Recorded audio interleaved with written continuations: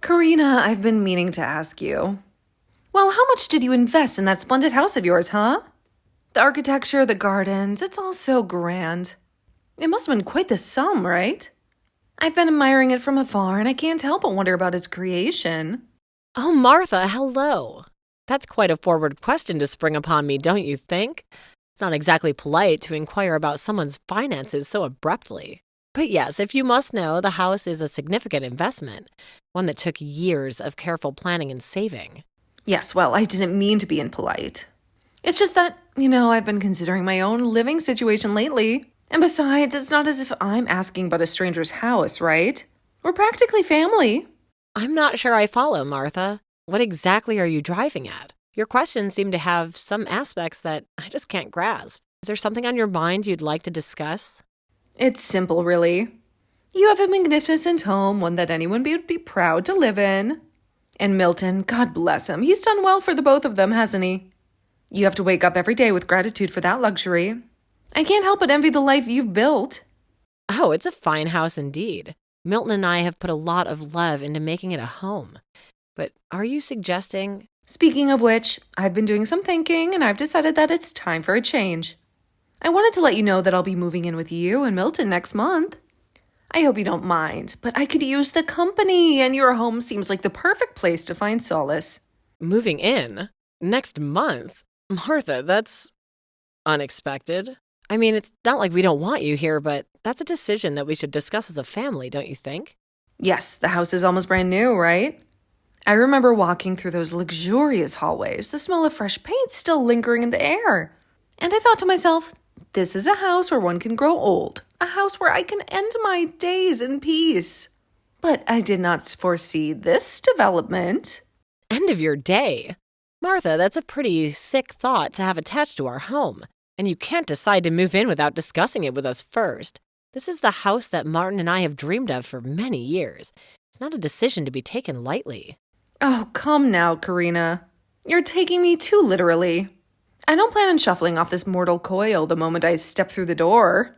But the house, it's so beautiful, so perfect. It's the kind of place where I could see myself spending the rest of my days surrounded by my family. Surely you understand that sentiment. But what about your own home, Martha? The one you shared with your late husband. There's so many memories there, so much history. Wouldn't you miss it? Seems like a drastic change to leave behind everything you've known. That old thing? It served its purpose. I've already put it on the market, in fact. There's a buyer interested, and we're in the midst of negotiations. It's time for a fresh start, a chance to embrace new beginnings, you know? And what better place to do that than with family? You're selling it? Just like that? Aren't you worried you might regret parting with such a sentimental piece of your past? Can't imagine the emotional toll that must take on you. Regret? No, I don't think so. The house is old, Karina. It's full of memories, yes, but it's also full of problems. It needs work, a lot of work. I thought about passing it down to Carl and his wife, but they have their own lives to lead. It's easier to sell it to someone who can give it the care it needs. Besides, home is where the heart is, and my heart is with my family. I suppose that's practical, but still feels a bit cold to talk about your family home as if it's just another transaction. Your memories, your history, it's all tied to that house. Be that as it may, it's the reality of the situation. And it's why I'll be moving in with you and Milton. It's settled then. I'm sure we can make it work, Karina. After all, family is supposed to be there for each other through thick and thin. Martha, this isn't something you can just decide unilaterally. Milton and I have discussed this. It's not a decision to be made lightly. We'll need to sit down and have a proper conversation about it before any plans are set in stone. And of course, I'll need a comfortable space. I'll be taking the guest room, the one with the bay window and the lovely view of the garden, as my bedroom. It's important to feel at home, don't you think? Martha, the only space we have available is the spare mattress in the living room. We weren't planning on having a permanent house guest. It's not exactly the most comfortable arrangement, but it's all we can offer at the moment. Oh, no, that won't do at all. I'll be taking the master bedroom. It's only fitting, after all. I need my own space, Karina. You understand that, don't you? Martha, please be reasonable. You can't just announce that you're moving into our house and claim the master bedroom. This is starting to become upsetting, and I have to say no. It's not fair to impose such a demand on us without any prior discussion. But it's not really your decision to make, is it? Milton has already given me his blessing. He understands the importance of family. And besides, the master bedroom is the most suitable choice for me. I need privacy and comfort, especially considering the circumstances. Milton said it was okay? Are you certain? I find it hard to believe that he would agree to something like that without consulting me first. We're partners, after all. We make decisions together. Absolutely. He's always been a devoted son. He knows where his loyalties lie. I've had his approval for quite some time now. It's all arranged. He understands that it's my right as his mother-in-law to be provided for and accommodated. Milton, the situation with your mother, it's quite a bombshell to drop. Is she truly intent on this plan? The idea of her moving in with us was such a huge change in our lives.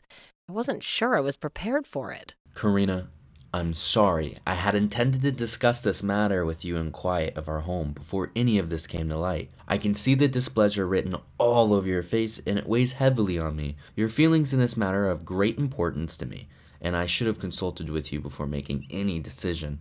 Dissatisfied is an understatement, Milton. How could you send such an invitation to her without saying a word to me? It's as if my opinion on the matter has no weight. The foundation of our partnership felt shaken by this unexpected revelation. You haven't forgotten, have you? That painful day not long ago when she fell down the stairs? Her body in extreme pain? It was that moment that shook me to the core. The fear of losing her. The fear of seeing her weakness exposed before me was shaking. I was just something I couldn't easily shake. A moment, perhaps. Exaggerating in the retelling. The doctor was clear. It was but a sprain. However, she uses it as a symbol of fragility, right? Her penchant for drama has always been a source of frustration for me. Regardless of the severity, it was a stark reminder of her vulnerability, and it's that vulnerability that forces me to make sure she stays within my protective eye. Carl is overflowing with his children, so he can't give her the attention she needs. I couldn't bear the thought of her being lonely and needy. And yet, in the midst of this all, she chooses to sell her house? It's a decision that seems odd with the image of strength she portrays. The sale of the house is a triviality in the grand scheme. It is important that we provide shelter for her. Let's open our doors for her, and should the arrangement prove untenable, we'll navigate that bridge when we come to it. I vow to shoulder the responsibility so that it does not become yours to bear. Your comfort and happiness are the most important to me. But Milton, this arrangement has already cast a shadow over our plans. We envisioned a fresh start, just the two of us. And now that vision is clouded with uncertainty. I'm struggling to find my footing in this sudden shift. It's left me reeling. Our dreams seem to be slipping away from us. Hearing you upset is tough for me. I really wish things could be different, but as the oldest, I've got a lot to shoulder. Dad's passing left a big hole, and the quiet in Mom's house, it's just too much for her. It's not only about what I should do, it's about making sure she doesn't feel so alone. Above all, Karina, I want to build a life with you. A life where we're both happy and at peace. I want nothing more to build a future with you, Karina. One where we both find solace and fulfillment. Milton, your kindness hasn't gone unnoticed. It's one of the many reasons I love you. But sometimes trying to do the right thing can put us in some tough spots. I won't block your mom for finding comfort, but we need to be conscious. Our relationship is precious. We need to protect it. Let's work through this together so it doesn't pull us apart. Your understanding means everything to me. I promise to always consider your feelings as we figure this out. I am so grateful for your support. Let's stick together and face this as a team, with our love as our guide. Karina, tell me, when do you plan to pack your bags and leave, huh? I can't stand having you around anymore. It's time for you to find somewhere else to live, you know. Excuse me? I'm not sure I understand. You do know this is my house, right? The one at the foundation of all my dreams and memories. Oh, I'm well aware. It's quite lovely indeed. But your presence here, it's like a stain on a perfect painting, rooting the whole ambiance for me. It's as if I can't breathe freely in my own home with you around. Is that right? Ruining your experience? Is that supposed to be a joke? Because I'm not laughing. This is my home, Martha. My safe place. This is no joke, Karina. I'm dead serious right now. I've been thinking about why this place doesn't feel like mine. And I realized it's because you're here, an unwanted guest. Someone who doesn't belong here, disrupting the peace I deserve. Oh my God. What did you just say? An unwanted guest? I'm sorry, but you're sorely wrong. This house isn't yours, it's mine. I've worked tirelessly to create a haven for myself, and now you come in here and try and strip it away from me. Anyways, I thought long and hard and realized that the reason it didn't feel like my house was because there was some outsider that I didn't want living here. It's time for you to leave, Karina. I cannot bear to share this space any longer. An outsider? Is that how you're referring to yourself now? Because you have no real claim to this house? Don't get smart with me, young woman. I'm clearly talking about you right now. That is why I want you to leave. It's time for you to go, to leave my house and never come back to this house. You're no longer welcome here. You can't be serious right now. After everything I've poured into this home, you think you could just dismiss me like that? Anyway, I already changed the locks on all the doors. Your key won't even work to get you inside the house anymore. Do you understand? I'm taking back control of what is rightfully mine. You did what? You changed the locks? Without talking to me? That's outrageous. Yes, the locks, Karina. Your key won't even work to get you inside the house anymore. Do you understand? It's time for you to face the facts and move on. You have to be kidding me right now. In fact, this better be some kind of sick joke, or else I'm about to get really upset with you. This is not how you handle disagreements, Martha. You can't simply lock me out of my own home. And just what do you think you have the right to be getting upset about? After all, the only reason that you're living in such a nice place is because my sweet little Milton pays for everything and that you live here. You would do best not to forget your real place in all of this, so don't even bother coming home. Do you understand me? It's Milton's name on the mortgage. So no matter how you look at it, you are the outsider here with no claim on this place. All right, then go ahead and get out then. If you're so convinced you have the right to this house, then prove it. Leave and never return. What do you mean by that? You can't possibly expect me to leave my own son's home. I mean, that if anyone's the outsider here, it's most definitely you, Martha. You're the one who doesn't belong. No, don't try and fight this. It is obviously you. This house belongs to Milton, and I am Milton's mother. You're the outsider. Look, Martha, I don't know where you got your information from, but this house belongs to me. All the documents are in my name, do you understand? This house is legally mine, and morally. What are you even talking about now? This is absurd. Okay, let's start from the beginning. Do you know that Milton works under me at my company? You know that, don't you? I built it myself, and I don't appreciate your disrespect. The company that you created? What are you talking about? Milton works for a living just like any responsible adult. He doesn't need your charity. I'm pretty sure we already went over this 3 years ago when we got married. I honestly have no idea why you're acting like this is news to you. But anyways, this house belongs to me, and I want the outsider that's been living here out. I just want to be clear. I'm of course talking about you. So please get a grip and get out of my house. You're a liar. You honestly think I'm going to believe any of this? You think you can fool me into thinking that you have your own company? I mean, you're just a woman. That's not a woman's job. Martha, do you even hear yourself? Times have changed. Nobody thinks like that anymore. And I'll have you know that more than half of my staff are employed at my company and they're women. I married Milton because I like the person he is. And I don't use my position to advance his career or prioritize him when it comes to work. I pay my workers fairly for their work, man or woman. And though you might hate to hear it, I make a lot more than Milton does. This house is a testament to my hard work and my success. Wait a second. So then you really do own this house? Yes, that's what I've been trying to explain to you. So you see how ridiculous it is for you to think you can barge in here and kick me out of my own home. No, I promise it wasn't that. This whole thing is just one big misunderstanding. I never meant to cause you any distress, Karina. Let's sit down and talk this out like adults. It isn't. In fact, this is the perfect chance for me to do something I've wanted to do for a long time. Now please leave my house. It's time for me to reclaim the peace and tranquility that's been disturbed by your presence. Wait, Karina, hold on for just 1 second. Isn't this a bit much? I mean, we're family after all. Can't we find some common ground?